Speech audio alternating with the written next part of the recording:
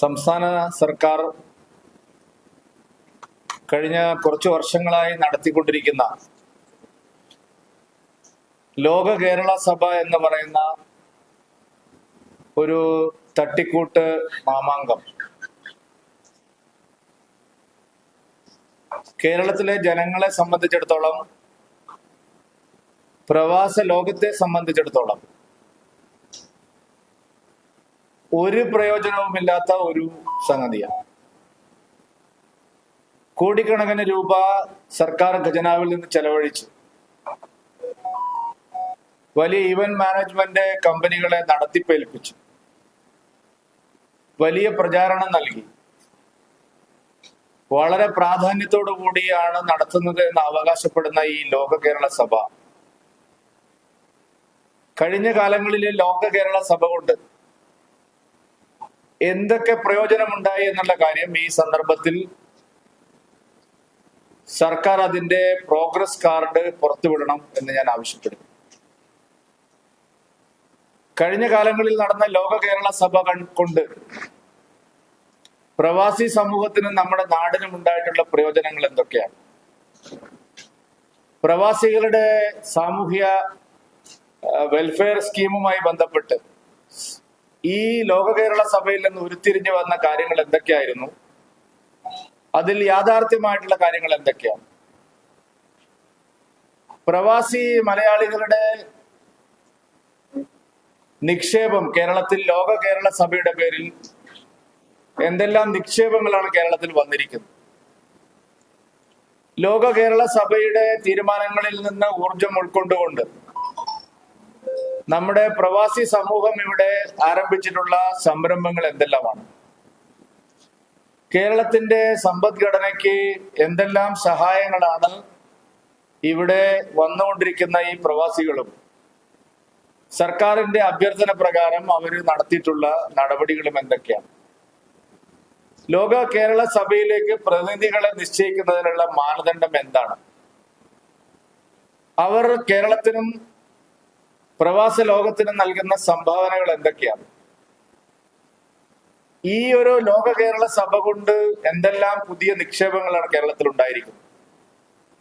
ലോക കേരള സഭയുടെ തീരുമാനത്തിന്റെ അടിസ്ഥാനത്തിൽ ആരംഭിക്കപ്പെട്ടിട്ടുള്ള പുതിയ സംരംഭങ്ങൾ എന്തൊക്കെയാണ്? പ്രവാസി സമൂഹത്തിന്റെ ക്ഷേമത്തിനു വേണ്ടി സർക്കാരിന് അവരുടെ മുമ്പിൽ വെച്ച പദ്ധതികൾ എന്തൊക്കെയാണ്? ഇങ്ങനെ നിരവധി കാര്യങ്ങൾക്ക് സർക്കാർ ഉത്തരം പറയണം. കാരണം ഇതിപ്പോൾ എന്തിനു പറയുന്നു എന്ന് ചോദിച്ചാൽ, അതിദാരുണമായിട്ടുള്ള ഒരു ദുരന്തം കുവൈത്തിലുണ്ടായി. കുവൈത്തിലെയും ഗൾഫ് രാജ്യങ്ങളിലെയും ലേബർ ക്യാമ്പുകളിൽ കഴിയുന്ന ലക്ഷക്കണക്കിന് വരുന്ന നമ്മുടെ പ്രവാസി മലയാളികൾ, അവരുടെ ഏതെങ്കിലും ഒരു കാര്യത്തിന് സർക്കാർ ഇടപെട്ടിട്ടുണ്ടോ? കേരളത്തിലെ രണ്ട് മുന്നണികളും പ്രവാസി മലയാളികളെ ഒരു കറവ പശുവായി കാണുന്നവരാണ്. ഞാൻ വളരെ ഉത്തരവാദിത്തത്തോടു കൂടിയാണ് ഇത് പറയുന്നത്. കേരളത്തിൽ നിന്ന് രണ്ട് മുന്നണികളുടെയും നേതാക്കന്മാര് നിരന്തരമായിട്ട് വിദേശ രാജ്യങ്ങളിൽ പോവുകയും അവരുടെ സ്വന്തം താല്പര്യത്തിന് വേണ്ടിയിട്ട് അവരുടെ സഹായങ്ങൾ സ്വീകരിക്കുകയും പതിവായി സന്ദർശനം നടത്തുകയും ചെയ്യുന്നവരാണ് കേരളത്തിലെ രണ്ട് മുന്നണികളുടെയും നേതാക്കൾ. LDF-നും UDF-നും സ്ഥിരമായിട്ട് പ്രവാസ ലോകത്തിൽ പോയി, വിദേശ രാജ്യങ്ങളിൽ പോയി അവരുടെ ആവശ്യങ്ങൾ നടപ്പാക്കുന്ന രീതിയുണ്ട്. പക്ഷെ ഇവരങ്ങോട്ട് എന്താണ് അവർക്ക് വേണ്ടി ചെയ്തു കൊടുക്കുന്നത്? സംസ്ഥാന മുഖ്യമന്ത്രി ഇന്നേ വരെ വിദേശത്തെ ഒരു ലേബർ ക്യാമ്പിലും സന്ദർശനം നടത്തിയിട്ടില്ല. എങ്ങനെയാണ് തൊഴിലാളികൾ ലേബർ ക്യാമ്പുകളിൽ കഴിയുന്നത്? അവർക്ക് എന്തെല്ലാം ആവശ്യങ്ങൾ കേരളത്തിലെ പ്രവാസി വകുപ്പ് ചെയ്തു കൊടുക്കുന്നുണ്ട്? ഗൾഫിലൊരു പ്രശ്നത്തിൽപ്പെട്ടാൽ ആരാണ് അവരെ സഹായിക്കുന്നത്? ഗൾഫ് രാജ്യങ്ങളിലെ നിയമ നടപടികളുമായി ബന്ധപ്പെട്ടൊക്കെ ഒരു സഹായവും നോർക്കയും അതുപോലെ കേരളത്തിലെ പ്രവാസി വിഭാഗവും ചെയ്തതായിട്ട് ആരും തന്നെ പറയുന്നില്ല. ഒരു സഹായവും കേരളത്തിന്റെ ഭാഗത്തുനിന്ന്. ലേബർ ക്യാമ്പുകളിൽ കഴിയുന്നവരെ ഒന്ന് കാണാൻ പോലും മുഖ്യമന്ത്രി ഇതുവരെ തയ്യാറായിട്ട്. മുഖ്യമന്ത്രി ഏത് വിദേശ രാജ്യത്ത് പോകുമ്പോഴും മടങ്ങി വരുന്നത് ഈ ഗൾഫ് രാജ്യങ്ങൾ വഴിയാണ്. അല്ലെങ്കിൽ അമേരിക്കയിൽ ചികിത്സയ്ക്ക് പോകുമ്പോഴും മുഖ്യമന്ത്രി പോകുമ്പോഴോ വരുമ്പോഴോ കുറച്ചു ദിവസം ഗൾഫ് രാജ്യങ്ങളിൽ തങ്ങിയിട്ടാണ് പോകുന്നത്. പക്ഷെ ഇന്നേ വരെ പ്രവാസികളുടെ ഒരു പ്രശ്നത്തിലും ഇടപെട്ടതായിട്ട് കണ്ടിട്ടില്ല. പ്രവാസികൾ എന്തെങ്കിലും പുതിയ സംരംഭങ്ങൾ ഇവിടെ ആരംഭിച്ചതായിട്ട് കണ്ടിട്ടില്ല. ഈ ലോക കേരള സഭയ്ക്ക് യൂസഫ് അലി വരുന്നില്ല എന്ന് പറഞ്ഞു. ഞാനൊരു ഉദാഹരണം പറയാം. അവരൊക്കെ കേരളത്തിൽ വ്യവസായം തുടങ്ങുന്നുണ്ട്, ഞാനില്ലെന്നൊന്നും പറയുന്നില്ല. യൂസഫ് അലിയും രവിപിള്ളയും ധാരാളം വ്യവസായികൾ കേരളത്തിൽ വ്യവസായം തുടങ്ങുന്നുണ്ട്, ഇത് പ്രവാസ ലോകത്തുള്ള വ്യവസായികൾ. അതൊന്നും ഈ ലോക കേരള സഭയുടെ പ്രവർത്തനത്തിന്റെ ഫലമായിട്ടൊന്നും അല്ല. അവർ ആദ്യകാലം മുതലേ തന്നെ വ്യവസായ സംരംഭങ്ങൾ ആരംഭിക്കുന്നുണ്ട്, മലയാളികളെ സഹായിക്കുന്നുണ്ട്. ഞാൻ ചോദിക്കുന്നത് ഇതൊന്നും അല്ലാതെ ഇപ്പൊ നിലവിൽ പേരുള്ള കുറച്ച് വ്യവസായികൾ കേരളത്തിൽ എന്തെങ്കിലും ചെയ്യുന്നത് ഒഴിച്ചാൽ കഴിഞ്ഞ 4 വർഷമായി നടന്ന ലോക കേരള സഭയുടെ എന്താണ് അതിന്റെ ഒരു ഔട്ട്കം ആയിട്ട് വന്നിരിക്കുന്നത്? സർക്കാർ അത് വ്യക്തമായിട്ടും വെളിപ്പെടുത്തേണ്ട സമയം കഴിഞ്ഞിരിക്കുന്നു. 3-4 കോടി രൂപയാണ് ചെലവഴിക്കുന്നത്. അപ്പൊ എന്തിനാണ് ഇങ്ങനെ ഒരു ലോക കേരള സഭ ഇത്രയും ഒരു ആവേശത്തിൽ സർക്കാർ നടത്തുന്നത്? നമുക്ക് ഗ്ലോബൽ ഇൻവെസ്റ്റേഴ്സ് മീറ്റ് മുതലുള്ള ചരിത്രം അറിയാം. ജിം ഏറ്റവും വലിയ അന്നാണ് പ്രധാനമന്ത്രിയായിരുന്ന അതിന്റെ ഉദ്ഘാടനത്തിനാണ് ശ്രീ അടൽ ബിഹാരി വാജ്പേയി വരവേൽപ്പ് സിനിമയെ കുറിച്ചെല്ലാം പറഞ്ഞത്. ആ കാലം മുതലുള്ള കേരളത്തിന്റെ അനുഭവം നോക്കിയാൽ ഓരോ കൊല്ലവും നിക്ഷേപം കുറഞ്ഞു വരികയാണ്. ഓരോ കൊല്ലവും സംരംഭകർ ഇവിടുന്ന് ഓടുകയാണ്. കേരള ഗവൺമെന്റ് വിദേശത്ത് നിന്ന് ജീവിക്കുന്ന മലയാളികളുടെ, പ്രവാസി ഇന്ത്യക്കാരുടെ നിക്ഷേപം ആകർഷിക്കുന്നത്, അവർക്ക് പ്രോത്സാഹനം നൽകുന്നത്, ഇവിടെ ഏകജാലകം പോലുള്ള വലിയ പല കൺകെട്ട് വിദ്യകളും പറഞ്ഞവരാണ്. ഒരാൾക്ക് പോലും ഒന്നിനും കാത്തിരിക്കേണ്ടി വരില്ല. പക്ഷെ ഇവിടെ വ്യവസായം തുടങ്ങിയവർ പലരും ആത്മഹത്യ ചെയ്യേണ്ടി വന്നു. 2-3 ആത്മഹത്യകൾ കേരളത്തിൽ വലിയ ചർച്ചയായിട്ടുള്ള ആത്മഹത്യകളാണ്. പ്രവാസി മലയാളികളുടെ വ്യവസായം തുടങ്ങിയിട്ട് സംരംഭം ആരംഭിച്ചതിന് ശേഷം സർക്കാരിന്റെയും പാർട്ടിയുടെയും പ്രവർത്തനത്തിന്റെ ഫലമായിട്ട് കേരളത്തിൽ വലിയ ശേഷി ഉണ്ടായിരുന്ന ഒരു പ്രമുഖനായിട്ടുള്ള വ്യവസായി ഇപ്പോൾ അദ്ദേഹം രാഷ്ട്രീയത്തിലുണ്ട്. കേരളത്തിലെ എല്ലാ ബിസിനസ് സംരംഭങ്ങളും ആരംഭിച്ച അദ്ദേഹം ആന്ധ്രയിലേക്കും തെലങ്കാനയിലേക്കും പോയി. അപ്പൊ എന്തിനാണ് ഈ ലോക കേരള സഭ എന്നുള്ള ചോദ്യം ഈ സന്ദർഭത്തിൽ വളരെ പ്രസക്തമാണ്. ഇപ്പോ സർക്കാരിന്റെ ഏത് നടപടികൾ എടുത്താലും കേരളം ഒരു സ്വതന്ത്ര രാജ്യമാണ് എന്ന് സ്ഥാപിക്കാനുള്ള നീക്കമാണ് പിണറായി വിജയൻ നടത്തുന്നത്. പിണറായി വിജയൻ അധികാരത്തിൽ വന്നതിന് ശേഷം, മുഖ്യമന്ത്രി ശ്രീ പിണറായി വിജയൻ അധികാരത്തിൽ വന്നതിന് ശേഷം അദ്ദേഹം എടുത്തു കാണിക്കാൻ ശ്രമിക്കുന്ന ഒരു കാര്യം, കേരളം ഒരു സ്വതന്ത്ര രാജ്യമാണ്. അല്ലാതെ കുവൈത്തിൽ പോയിട്ട് എന്തെങ്കിലും സഹായം മലയാളികൾക്ക് ചെയ്യാൻ എന്നുള്ള ധാരണയിലല്ല ശ്രീമതി വീണ ജോർജിനെ കുവൈത്തിലേക്ക് അയക്കാൻ മുഖ്യമന്ത്രി തീരുമാനിച്ചു.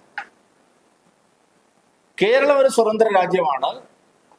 വിദേശ രാജ്യങ്ങളുമായിട്ട് ഞങ്ങൾക്ക് നേരിട്ട് ബന്ധങ്ങളുണ്ട്. ഞാനിത് വെറുതെ ഒരു ആരോപണം ഉന്നയിക്കുന്നതല്ല. നമ്മുടെ രാജ്യത്തിന്റെ നയതന്ത്ര ബന്ധങ്ങളും ഇന്ത്യൻ യൂണിയൻ അതിന്റെ വിദേശകാര്യ മന്ത്രാലയവും മുന്നോട്ട് വെച്ചിട്ടുള്ള പല മാർഗനിർദ്ദേശങ്ങളും ലംഘിച്ചുകൊണ്ട് ഇതുപോലെ പല നടപടികൾ ഇതിനു മുമ്പ് ഉണ്ടായിട്ടുണ്ട്. ഇതാദ്യത്തെ സംഭവമല്ല. UAE കോൺസുലേറ്റുമായിട്ടും GCC രാജ്യങ്ങളിലെ മറ്റു പല വിദേശ കോൺസുലേറ്റുമായിട്ടും കേന്ദ്ര സർക്കാരിന്റെ അനുമതിയില്ലാതെ കേരള സർക്കാർ നേരിട്ട്, ഇന്ത്യയിൽ ഒരു സ്റ്റേറ്റും ചെയ്തിട്ടുണ്ട്, നേരിട്ട് ബന്ധപ്പെട്ട ചരിത്രം നമ്മുടെ മുമ്പിലുണ്ട്. UAE കോൺസുലേറ്റിൽ നേരെ മന്ത്രിമാർ കയറി ഇറങ്ങുന്നു, നേരെ സ്പീക്കർ കയറി ഇറങ്ങുന്നു. UAE കോൺസുലേറ്റുമായിട്ട് കേരള സർക്കാരിന്റെ പ്രതിനിധികള്, മന്ത്രിമാര്, സ്പീക്കർമാരൊക്കെ നേരിട്ട് ബന്ധം സ്ഥാപിക്കുന്നു. ഇന്ത്യയിൽ ഒരു സ്റ്റേറ്റിലും ഇത് നടപ്പില്ല. വിദേശ രാജ്യങ്ങളിലെ കോൺസുലേറ്റുമായിട്ട് നേരിട്ട് ബന്ധപ്പെടാനുള്ള അവകാശം സംസ്ഥാന ഗവൺമെന്റുകൾക്കില്ല. അതിനാണ് വിദേശകാര്യ മന്ത്രാലയം ഉള്ളത്. പക്ഷെ സംസ്ഥാന സർക്കാർ ഞങ്ങൾ ഒരു വേറെ രാജ്യമാണ്, ഇന്ത്യൻ യൂണിയന്റെ ഭാഗമല്ല, കേരളം ഒരു സ്വതന്ത്ര രാജ്യമാണ് എന്നുള്ള ഒരു നിലപാടാണ് കേരള ഗവൺമെന്റ് എടുക്കുന്നത്. റെഡ് ക്രസന്റ് എന്ന ആ സംഘടനയുമായിട്ട് ബന്ധപ്പെട്ട് ഇവിടേക്ക് വായ്പ എടുക്കാൻ നമ്മുടെ രാജ്യത്തെ അടിസ്ഥാനപരമായിട്ടുള്ള നിയമങ്ങൾ കാറ്റിൽ പറത്തിക്കൊണ്ട്, നയതന്ത്ര ബന്ധങ്ങൾ കാറ്റിൽ പറത്തിക്കൊണ്ട് നേരിട്ട് വിദേശ രാജ്യങ്ങളിൽ നിന്ന് ഇവിടേക്ക് വായ്പ എടുക്കാൻ പോകുന്നു. റെഡ് ക്രസന്റുമായി ചേർന്ന് ഇവിടെ സംരംഭങ്ങൾ ആരംഭിക്കാൻ ശ്രമിക്കും. എത്ര ഉദാഹരണങ്ങൾ ചൂണ്ടിക്കാണിക്കാൻ കഴിയും. പ്രളയകാലത്ത് നേരിട്ട് പോയിട്ട് പണപ്പിരിവ് നടത്തുന്നു. നേരിട്ട് ഞങ്ങൾ കേരളം, ഇത് വേറൊരു സ്റ്റേറ്റ് ആണ്, ഞങ്ങളൊരു സ്വതന്ത്ര രാജ്യം. നമ്മുടെ എല്ലാ സംസ്ഥാനങ്ങളും വിദേശ രാജ്യങ്ങളുമായി ബന്ധപ്പെടുന്നത് കേന്ദ്ര വിദേശകാര്യ മന്ത്രാലയം വഴിയാണ്.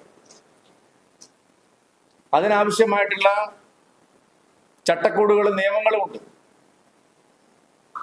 വിദേശ രാജ്യങ്ങളിലെ കോൺസുലേറ്റ്, ഇവിടെ പ്രവർത്തിക്കുന്ന കോൺസുലേറ്റുമായിട്ടും എംബസിയുമായിട്ടും ഒക്കെ ബന്ധപ്പെടുന്നതിന് ആവശ്യമായിട്ടുള്ള നിയമങ്ങൾ നമ്മുടെ നാട്ടിലുണ്ട്.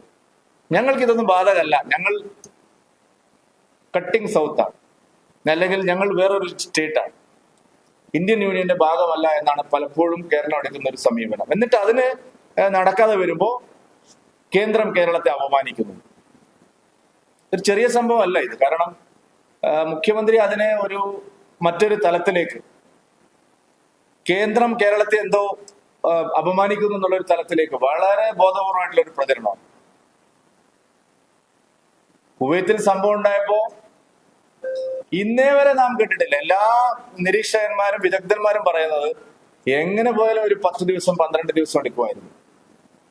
അറിയാലോ, ഗൾഫ് രാജ്യങ്ങളിലെ അപകടങ്ങൾ ഉണ്ടാവുമ്പോൾ അവിടെ ഉള്ള നിയമത്തിന്റെ സാങ്കേതിക പ്രശ്നങ്ങൾ നമുക്ക് എല്ലാവർക്കും അറിയാം. നമ്മൾ ഓരോ ദിവസവും ഇൻഡിവിജ്വൽ ആയിട്ടുള്ള അപകടങ്ങളും ദുരന്തങ്ങളും ഒക്കെ ഉണ്ടാകുമ്പോൾ ഓരോ ദിവസവും പൊതുപ്രവർത്തകർ, ഞങ്ങളുടെയൊക്കെ ഓഫീസിൽ ഇതുപോലുള്ള സംഭവങ്ങൾ, അവിടെ മരണങ്ങളും ആക്സിഡന്റുകളൊക്കെ ഉണ്ടാകുമ്പോൾ ഓരോ ദിവസവും വരുന്ന നിവേദനങ്ങളുടെ കണക്ക് നോക്കുമ്പോൾ നമുക്കറിയാം വളരെ സാങ്കേതികമായിട്ടുള്ള പ്രശ്നങ്ങളുണ്ട് അവിടെ.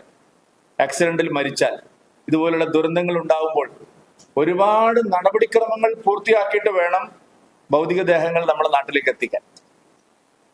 പക്ഷേ 48 മണിക്കൂറിനുള്ളിൽ നോക്കൂ നിങ്ങൾ, ഇന്നേ വരെ നമ്മുടെ രാജ്യത്തിന്റെ ചരിത്രത്തിൽ നാം കേട്ടിട്ടില്ല ഈ ഒരു ദുരന്തം ഉണ്ടായപ്പോൾ എല്ലാ നടപടികളും പൂർത്തിയാക്കി പ്രധാനമന്ത്രിയുടെയും വിദേശകാര്യ മന്ത്രിയുടെയും എല്ലാം ഇടപെടലിന്റെ ഫലമായിട്ട് എല്ലാ നടപടികളും പൂർത്തിയാക്കിയിട്ട് ഇന്നലെ നമുക്ക് 23 ഭൗതിക ദേഹങ്ങൾ ഇവിടെ എത്തിക്കാൻ സാധിച്ചു. ഒരു കാര്യം മുഖ്യമന്ത്രി സമ്മതിച്ചിട്ടുണ്ട്, കേന്ദ്രം ശരിയായി ഇടപെട്ടു. പിന്നെ എന്തിനാണ് ഈ ഇടങ്കോലിടുന്നത്?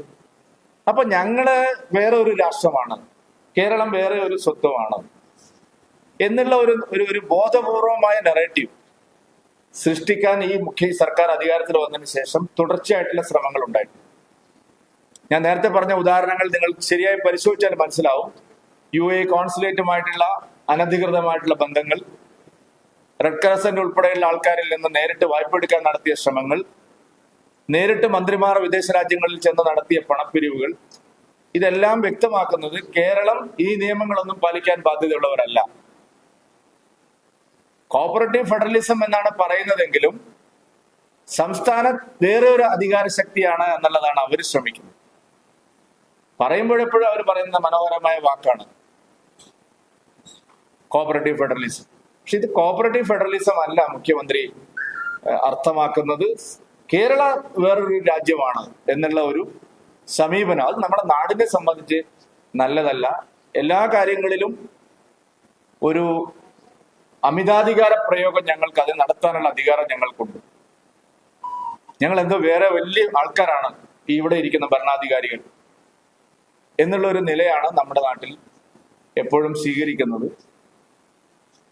വിവാദങ്ങൾ മുഖ്യമന്ത്രി തന്നെ ഉണ്ടാക്കിയത് കൊണ്ടാണ് ഞങ്ങൾ ഇതിനെ ഇങ്ങനെ പറയുന്നത്.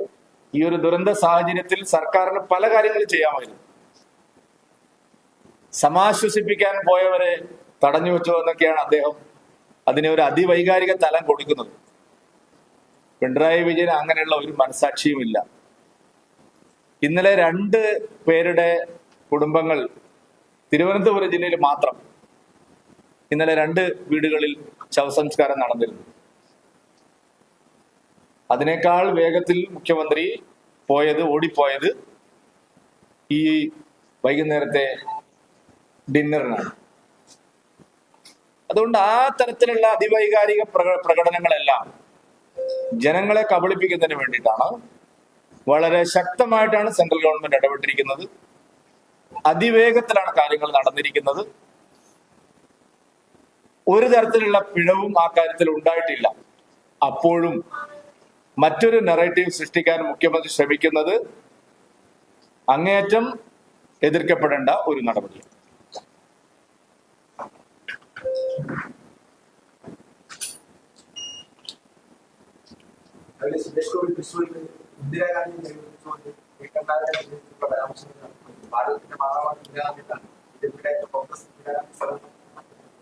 അങ്ങനെയൊന്നുമല്ല.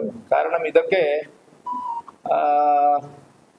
മരണപ്പെട്ടു പോയ മുഖ്യമന്ത്രിമാരെ കുറിച്ചും പ്രധാനമന്ത്രിമാരെ കുറിച്ചും ഒക്കെ നല്ല വാക്കുകൾ പറയുന്നതിൽ എന്തെങ്കിലും രാഷ്ട്രീയം കാണണം എന്ന് നാം വിചാരിക്കേണ്ട ആവശ്യമില്ല.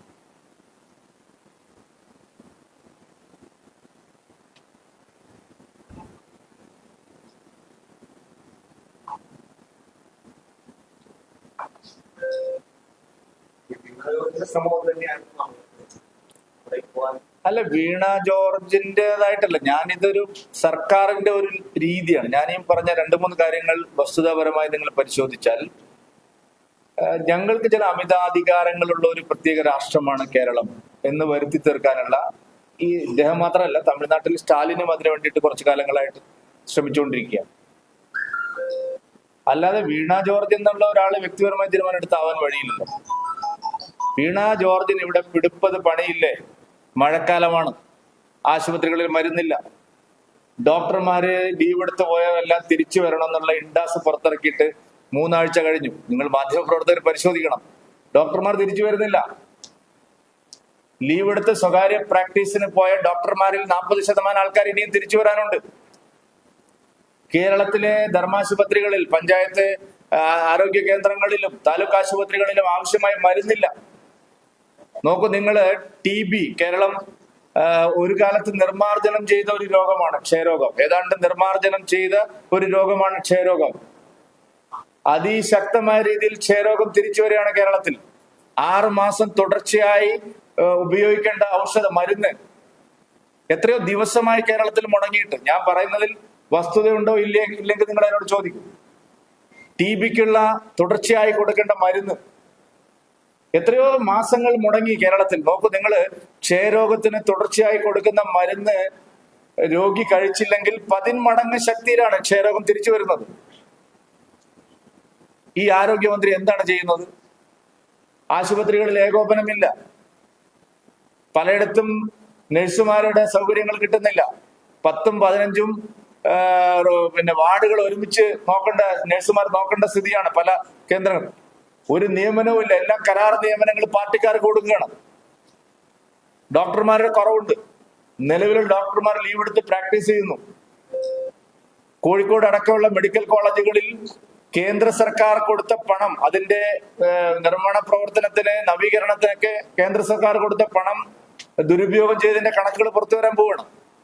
വലിയ തോതിൽ അഴിമതി നടക്കുന്നു. മെഡിക്കൽ പർച്ചേസിൽ വലിയ അഴിമതി നടക്കുന്നു. കാലാവധി കഴിഞ്ഞ മരുന്ന് നിങ്ങൾ ആലോചിച്ചു. കോട്ടയം, പത്തനംതിട്ട ജില്ലകളിൽ എക്സ്പയറി ഡേറ്റ് കഴിഞ്ഞ മരുന്ന് വിതരണം ചെയ്തു.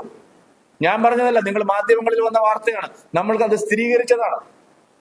എക്സ്പയറി ഡേറ്റ് കഴിഞ്ഞ മരുന്ന് വീണ ജോർജ് ആരോഗ്യമന്ത്രി ആയിരിക്കുമ്പോഴാണ് കേരളത്തിൽ രോഗികൾ കഴിക്കേണ്ടി വന്നത്.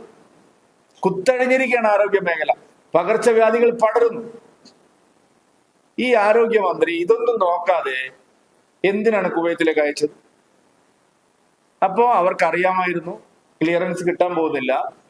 മാത്രമല്ല, തലേ ദിവസം വൈകുന്നേരം, നമുക്കറിയാം ഇന്നലെയാണ് ഭൗതികദേഹങ്ങൾ വന്നെങ്കിലും തലേ ദിവസം വൈകുന്നേരത്തോടു കൂടി നിങ്ങൾ തന്നെ റിപ്പോർട്ട് ചെയ്തല്ലേ, ഏതാണ്ട് എല്ലാ നടപടിക്രമങ്ങളും പൂർത്തിയായിട്ടുണ്ട്. വീണ ജോർജ് ഇവിടുന്ന് അവിടെ എത്തുമ്പോഴേക്കും അവിടുന്ന് മൃതദേഹങ്ങളുമായിട്ട് ഇങ്ങോട്ട് വരാൻ പുലർച്ചെ ഇങ്ങോട്ട് പുറപ്പെട്ടു. ഞാന് നെടുമ്പാശ്ശേരി വിമാനത്താവളത്തിൽ പോയി കാത്തിരുന്നു എന്നാണ് മന്ത്രി പറയുന്നത്. നോക്കൂ, ആളുകളെ ഇങ്ങനെ കബളിപ്പിക്കുമ്പോഴേ ക്ലിയറൻസ് കിട്ടാതെ ആരെങ്കിലും നെടുമ്പാശ്ശേരി വിമാനത്താവളത്തിൽ പോയി കാത്തിരിക്കുമോ? എനിക്ക് സഹതാപം തോന്നുന്നത് ശ്രീ VD സതീശനാണ്. രാജാവിനേക്കാൾ വലിയ രാജഭക്തി എന്ന് പറയുന്നത് പോലെയാണ് സതീശന്റെ എല്ലാ ഇടപാടുകളും. നിയമസഭയിൽ 2 ബഹളം വയ്ക്കുക, ഇറങ്ങിപ്പോവുക, ബാക്കി എല്ലാ കാര്യത്തിലും പിണറായി വിജയനെ സഹായിക്കുക. ഇതാണ് VD സതീശൻ ചെയ്തുകൊണ്ടിരിക്കുന്നത്. എന്തറിഞ്ഞിട്ടാണ് VD സതീശൻ ഇന്നലെ ആ ദുരന്ത മുഖത്ത് കേന്ദ്രം കേരളത്തെ അവമാനിച്ചു എന്ന് പറഞ്ഞത്? നിങ്ങൾ പ്രതിപക്ഷമാണോ? ഞാൻ ഇടയ്ക്കിടയ്ക്ക് ചോദിക്കാറുള്ളതാണ്. നിങ്ങൾ നിർവഹിക്കുന്നത് പ്രതിപക്ഷ ധർമ്മമാണോ? വസ്തുത മനസ്സിലാക്കാതെ സർക്കാരിനെ ന്യായീകരിച്ചുകൊണ്ട് നിങ്ങൾക്ക് എന്താ കാര്യം? സർക്കാരിന്റെ തെറ്റായ നയങ്ങളെ തുറന്നു കാണിക്കേണ്ടവരാണ് പ്രതിപക്ഷം. അതിനു പകരം എന്തിനും നരേന്ദ്രമോദി സർക്കാരിന്റെ പുറത്തു കയറുക എന്നുള്ള ഒരു സമീപനമാണ് വി.ഡി. സതീശൻ എടുക്കുന്നത്.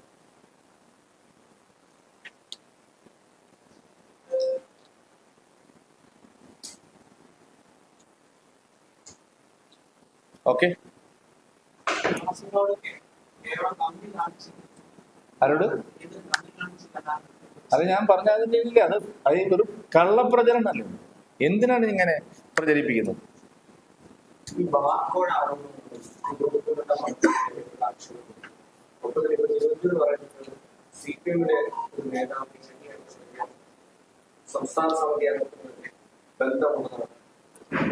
കേരളത്തിൽ നടക്കുന്ന ഏതാണ്ട് എല്ലാ ഒട്ടുമിക്ക അഴിമതി ആരോപണങ്ങളിലും ഈ രണ്ട് കക്ഷികളും പങ്കാളികളായിട്ടുള്ളതാണ്. അതുകൊണ്ട് ഞാൻ അതിനെ തള്ളിക്കളയുന്നില്ല. കാരണം കേരളത്തിൽ ഇതുവരെ നടന്ന ഏതാണ്ട് എല്ലാ അഴിമതി കേസുകളും നിങ്ങൾ നോക്കിയാലും ഇവർ രണ്ടു കൂട്ടരും പ്രതികളാണ്. ഇപ്പൊ മുഖ്യമന്ത്രിയും മകളും ഏറെ പ്രതിക്കൂട്ടിലാക്കപ്പെട്ടിട്ടുള്ള കേസ് നിങ്ങൾക്ക് എല്ലാവർക്കും അറിയാലോ. മറ്റേ കരിമണൽ കടത്തുമായി ബന്ധപ്പെട്ട മാസപ്പടി വിവാദം. അതില് മുഖ്യമന്ത്രി പിണറായി വിജയനും വീണ വിജയനും മാത്രമല്ല, ചെന്നിത്തലയും കുഞ്ഞാലിക്കുട്ടിയും ഇബ്രാഹിം കുഞ്ഞും, മരണപ്പെട്ടു പോയത് കൊണ്ട് ഉമ്മൻചാണ്ടിയുടെ പേര് ഞാൻ പറയുന്നില്ല, ഇവരെല്ലാവരും അതിൽ പങ്കാളിയാണ്. അപ്പൊ അതുകൊണ്ട് ബാർക്കോഴ കേരളത്തിലെ മന്ത്രിമാർക്ക് കിട്ടുമ്പോ തിരുവഞ്ചൂരിന് കിട്ടിയോ എന്ന് ആരെങ്കിലും സംശയിച്ചാൽ അതിനെ നമുക്ക് കുറ്റം പറയാൻ പറ്റില്ല.